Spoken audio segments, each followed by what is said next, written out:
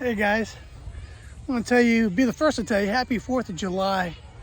And welcome to Adventures in Malibu and Dad. Here we are today at Poplar Forest. We're here at the Presidential Summer Home. And today at Thomas Jefferson Summer Home, we're going to do a little 4th of July get together with all the folks that you see. And they do a reading of the Declaration of Independence, Pledge of Allegiance, all kinds of cool stuff, colonial music playing. So come along with us today. Come along with me in Malibu as we enjoy this great get together for 4th of July. I hope you guys are having a great 4th of July. God bless you. We have such a blessed nation, guys. And I'm just happy and very excited that you're here with us to watch this on 4th of July. And there's more to come. So stay tuned and thanks for coming along on Adventures of Malibu and Dad. Jefferson to read the Declaration of Independence.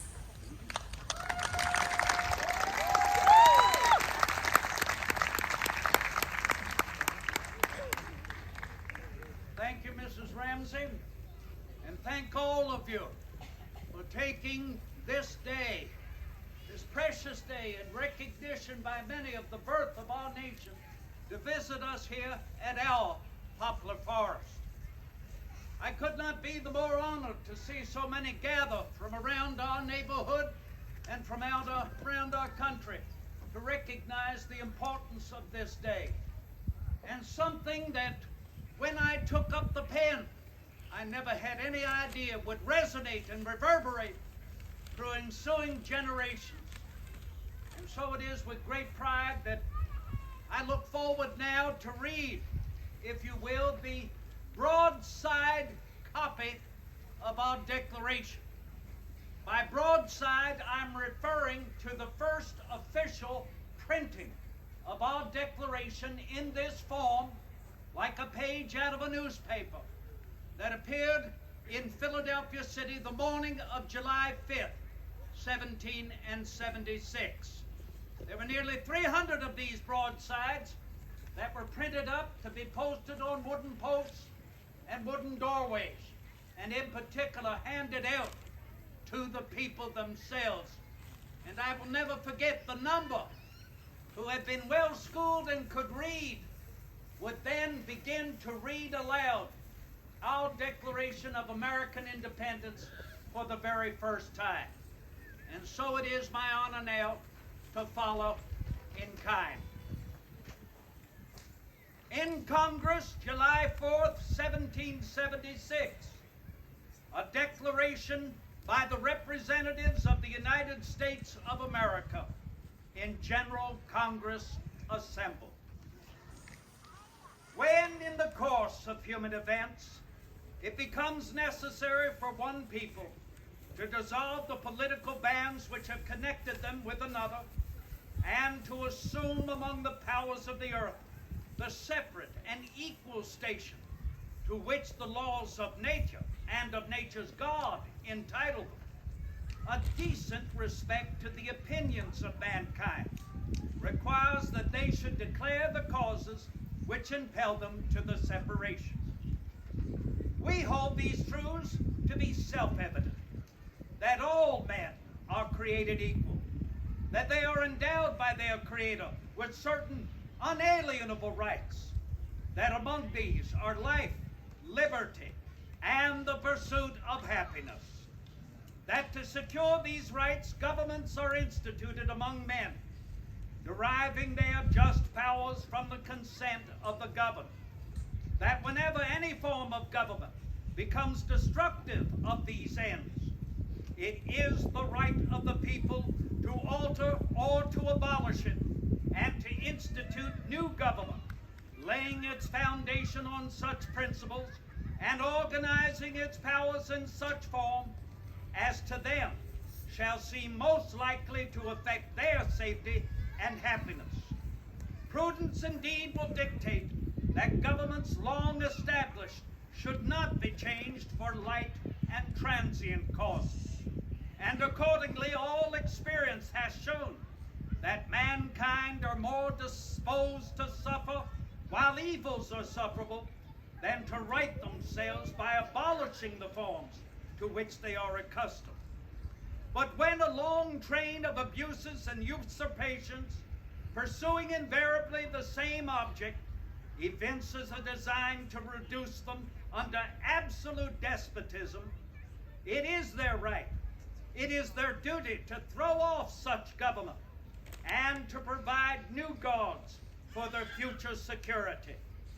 Such has been the patient sufferance of these colonies, and such is now the necessity which constrains them to alter their former systems of government.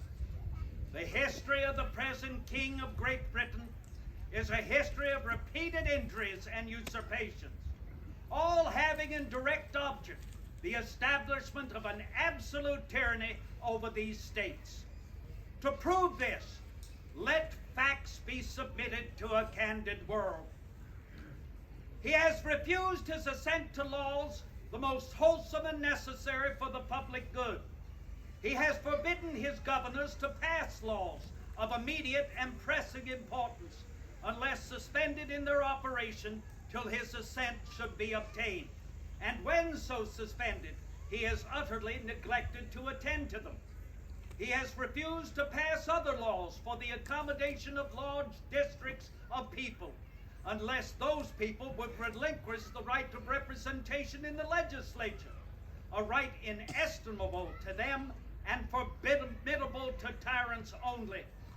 He has called together legislative bodies at places unusual, uncomfortable, and distant from the depository of their public records, for the sole purpose of fatiguing them into compliance with his measures.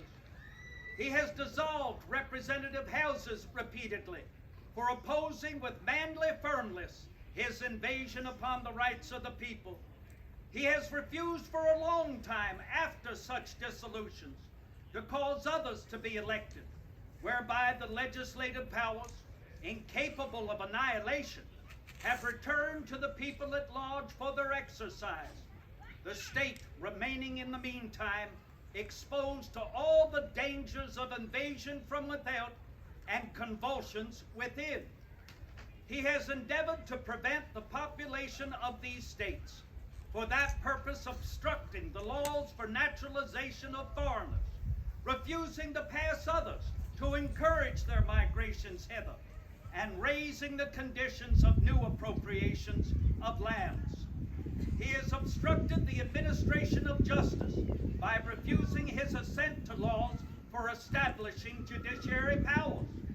He has made judges dependent upon his will alone for the tenure of their offices and the amount and payment of their salaries. He has erected a multitude of new offices and sent hither swarms of officers to harass our people and to eat out their subsistence. He has kept amongst us in times of peace standing armies without the consent of our legislature. He has affected to render the military independent of and superior to the civil power. He has combined with others to subject us to a jurisdiction foreign to our Constitution and unacknowledged by our laws, giving his assent to their acts of pretended legislation, for quartering large bodies of armed troops amongst us, for protecting them by mock trial from punishment for any murders which they should commit on the inhabitants of these states, for cutting off our trade with all parts of the world, for imposing taxes on us without our consent, for depriving us in many cases of the benefits of trial by jury, for transporting us beyond the seas to be tried for pretended offenses, for abolishing the free system of English laws in a neighboring province, establishing therein arbitrary government and enlarging its boundaries so as to render it at once an example and fit instrument for introducing the same absolute rule into these colonies, for taking away our charters, abolishing our most valuable laws, and altering fundamentally the forms of our government, for suspending our own legislatures and declaring themselves invested with power to legislate for us in all cases whatsoever. He has abdicated government here by declaring us out of his protection and waging war against us. He has plundered our seas, ravaged our coasts, burnt our towns, and destroyed the lives of our people. He is at this time transporting large armies of foreign mercenaries to complete the works of death, dissolution, and tyranny already begun with circumstances of cruelty and perfidy scarcely paralleled in the most barbarous ages and totally unworthy the head of a civilized nation. He has constrained our fellow citizens taken captive on the high seas to bear arms against their country, to become the executioners of their friends and brethren, or to fall themselves by their hands. He has excited domestic insurrections amongst us and has endeavored to bring on the inhabitants of our frontier the merciless Indian savages whose known rule of warfare is an undistinguished destruction of all ages, sexes, and conditions. In every stage of these oppressions, we have petitioned for redress in the most humble terms. Our repeated petitions have been answered only by repeated injury. A prince whose character is thus marked by every act which may define a tyrant is unfit to be the ruler of a free people. Nor have we been wanting in attentions to our British brethren. We have warned them from time to time of attempts by their legislature to extend an unwarrantable jurisdiction over us. We have reminded them of the circumstances of our emigration and settlement here. We have appealed to their native justice and magnanimity, and we have conjured them by the ties of our common kindred to disavow these usurpations, which would inevitably interrupt our connections and correspondence. They, too, have been deaf to the voice of justice and of consanguinity. We must, therefore, acquiesce in the necessity which denounces our separation, and hold them as we hold the rest of mankind, enemies in war, in peace, friends. We, therefore, the representatives of the United States of America, in General Congress assembled, appealing to the Supreme Judge of the world for the rectitude of our intentions, do in the name and by the authority of the good people of these colonies solemnly publish and declare that these united colonies are, and of right ought to be, free and independent states, that they are absolved from all allegiance,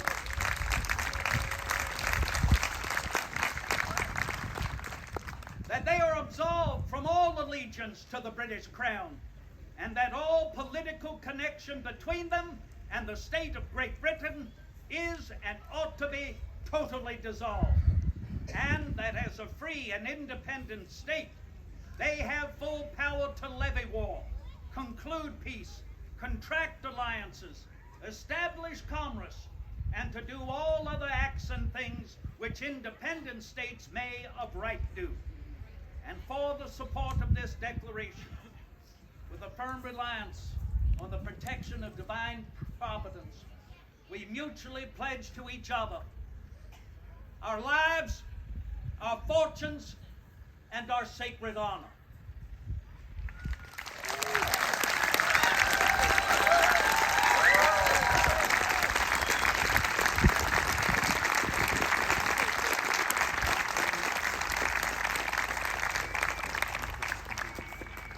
Thank you, Mr. Jefferson, for that wonderful reading and for welcoming all of us to your beautiful retreat home here at Poplar Forest. That concludes our official program for today. Please stay, enjoy the festivities. We'll be here until 4, and please come back next year with your families. Thank you so much, and happy Independence Day.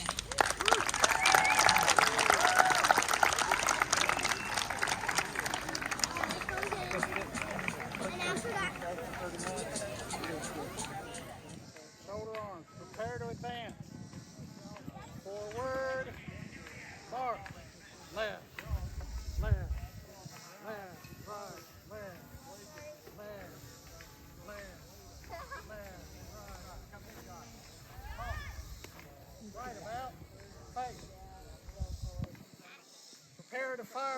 company, make ready.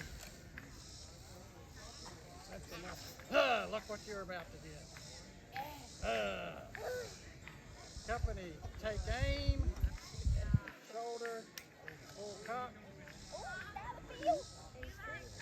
Fire! Load! Load quickly, quickly. Take cartridge, air cartridge, 4 cartridge, draw rammer.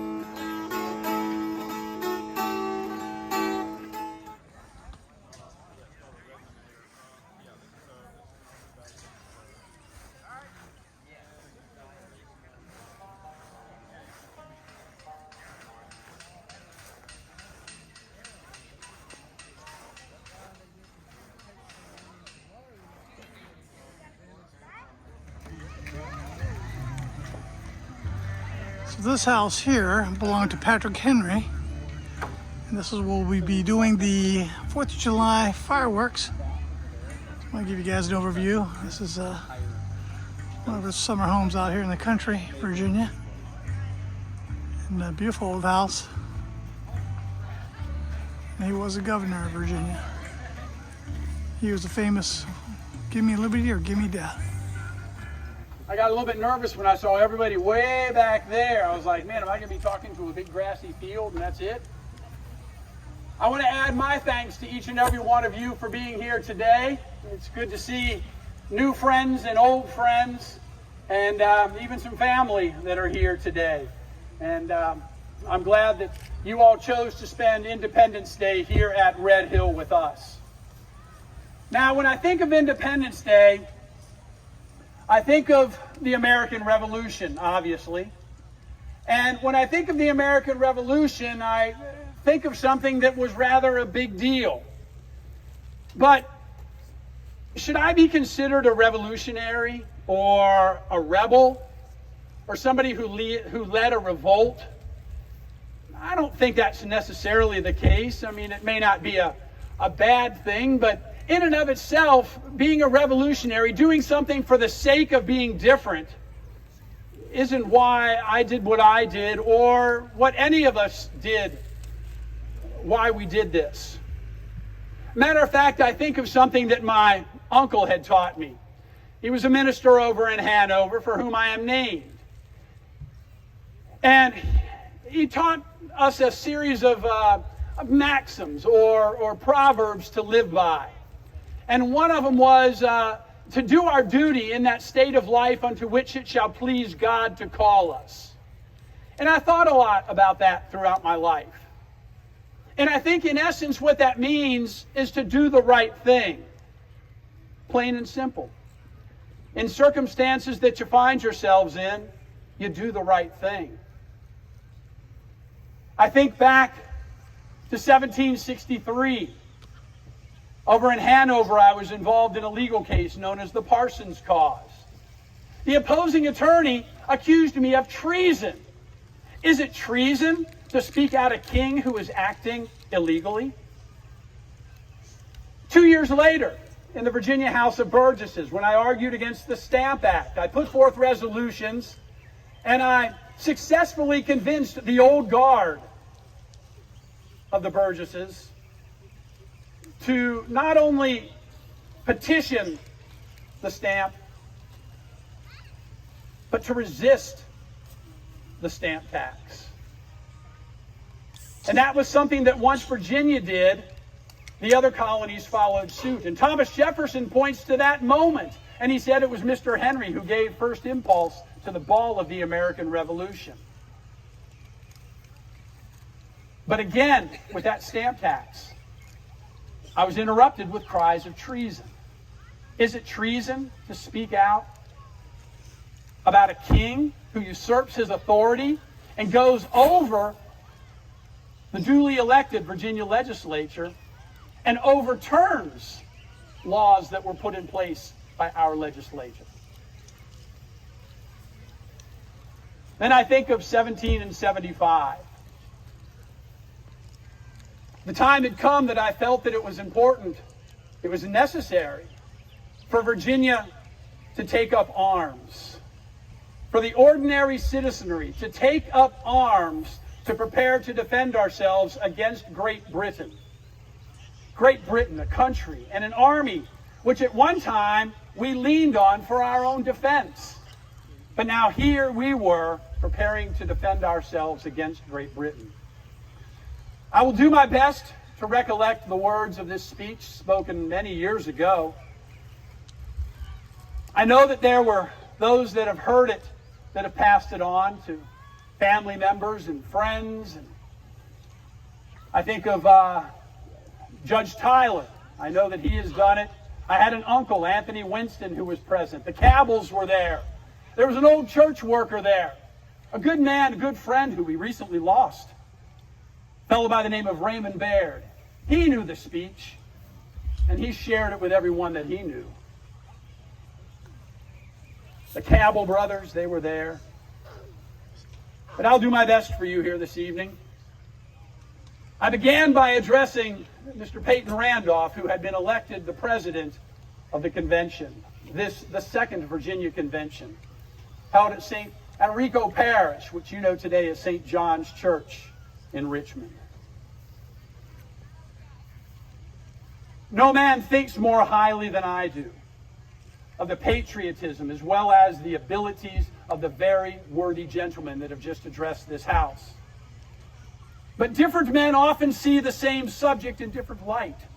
Therefore, I hope it will not be thought of as disrespectful to these gentlemen if, entertaining as I do opinions of a character very opposite to theirs, I shall speak forth my sentiments freely and without reserve. For this is no time for ceremony. The question before this house is one of awful moment to this country. For my own part, I consider it as nothing less than a question of freedom or slavery. And in proportion to the magnitude of the subject ought be the freedom of the debate. It is only in this way we can hope to arrive at the truth and fulfill that great responsibility which we hold to God and to our country. Should I keep back my opinions at such a time for fear of giving offense, I should consider myself as guilty of treason towards my country and guilty of an act of disloyalty toward the majesty of heaven, which I revere above all earthly kings.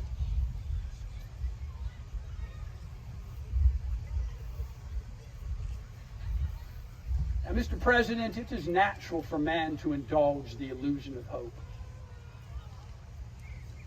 We are apt to shut our eyes to the painful truths, to listen to that song of the siren, to listen to that song until she transforms us into beasts. Is this the part of wise men engaged in a great and arduous struggle for liberty?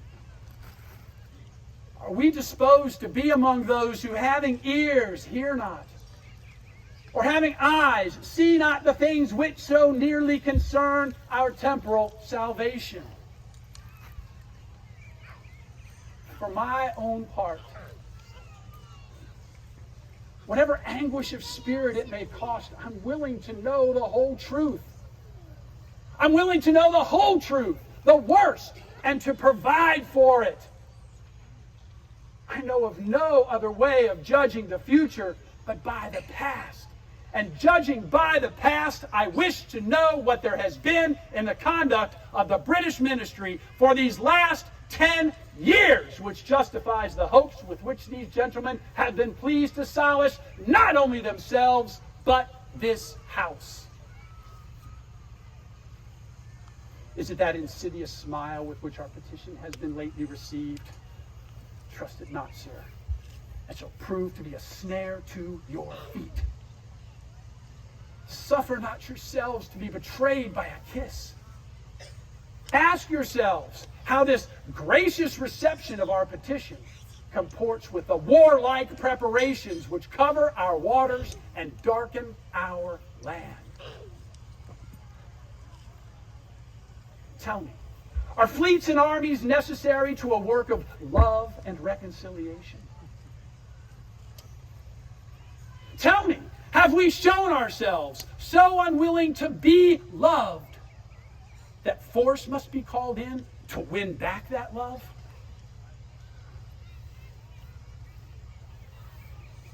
Let us not deceive ourselves any longer. These are implements of war, of subjugation.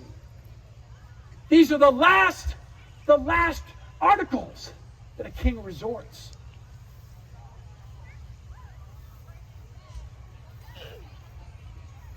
Now I ask you, what means this martial array if its purpose be not to force us into submission? Can gentlemen assign any other possible motives for it? Has Great Britain any enemy in this quarter of the world to call for all this accumulation of navies and armies? No, sir. She has none. They are meant for us. They can be meant for no other. They are sent over to bind and to rivet upon us those chains which the British ministry have been for so long forging. And what have we to oppose them? Shall we try argument? We've been trying that for the last 10 years. Have we anything new to offer on this subject? We have held this subject up in every light of which it is capable, but it has been all in vain. Shall we resort to humble supplications? What terms shall we find which have not been already exhausted? Let us not, I beseech you, let us not be deceived any longer. We have done everything that could be done to avert this storm which is now coming on. We have petitioned. We have remonstrated. We have supplicated. We have prostrated ourselves before the throne and implored its interposition to arrest the tyrannical hands of the ministry and Parliament. Our petitions, they've been slighted. Our remonstrances, they've produced additional violence and insult. Our supplications, they've been disregarded. We've been spurned. Spurned with contempt from the foot of the throne. In vain after these things may we indulge in the fond hope of peace and reconciliation. There is no longer any room for hope. If we wish to be free, if we mean to preserve unviolated these inestimable privileges for which we have been for so long contending, if we mean not basely to abandon the noble struggle in which we have been for so long engaged, and which we have pledged ourselves never to abandon until the glorious object of our contest has been obtained, then we must fight. I repeat that. We must fight. An appeal to arms and to the God of hosts is all that is left us.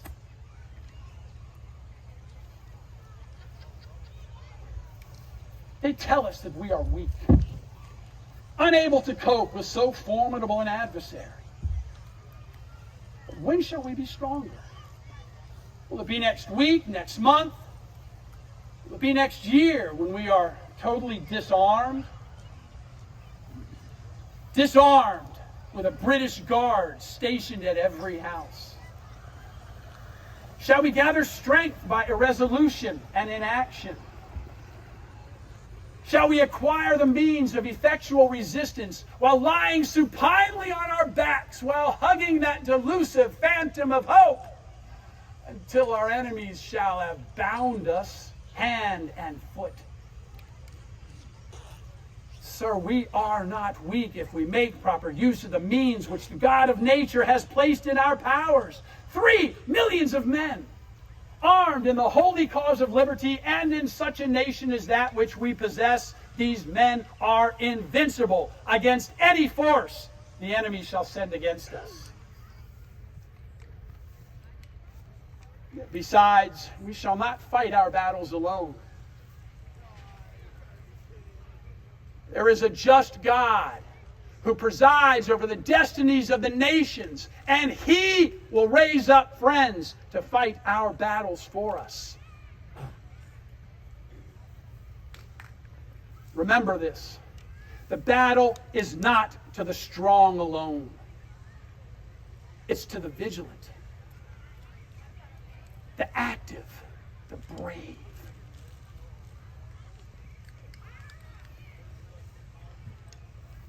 Besides, we have no election. If we were base enough to desire it, it is now too late to retire from this contest. There is no retreat, but in submission and slavery. Our chains are already forged. Their clanking can be heard upon the plains of Boston. The war, it's inevitable. But let it come.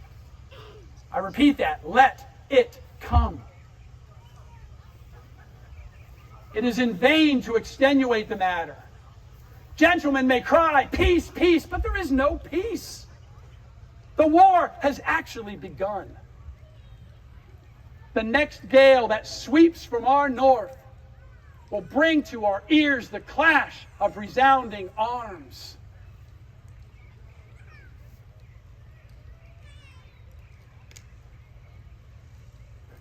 Our brethren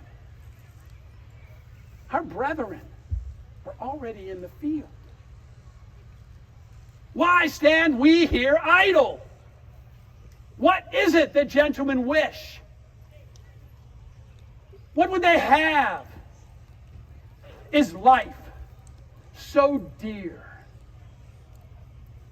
Is peace so sweet as to be purchased at the price of chains and slavery? Forbid it, Almighty God.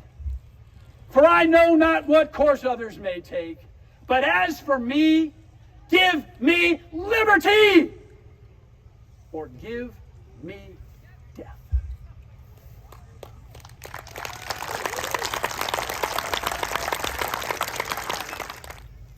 Some words that I'll jot out and probably include with my will. Perhaps they'll be opened someday and read amongst other people.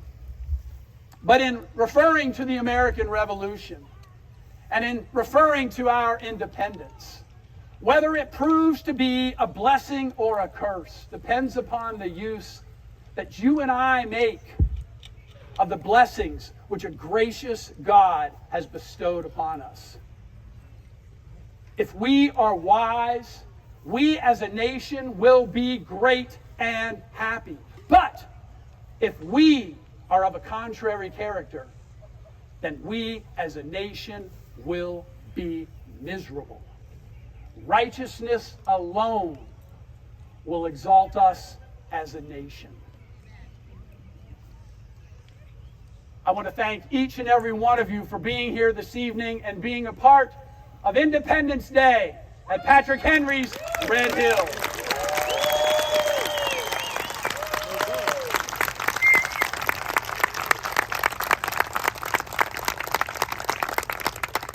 I'll be up here if anybody wants to say hi.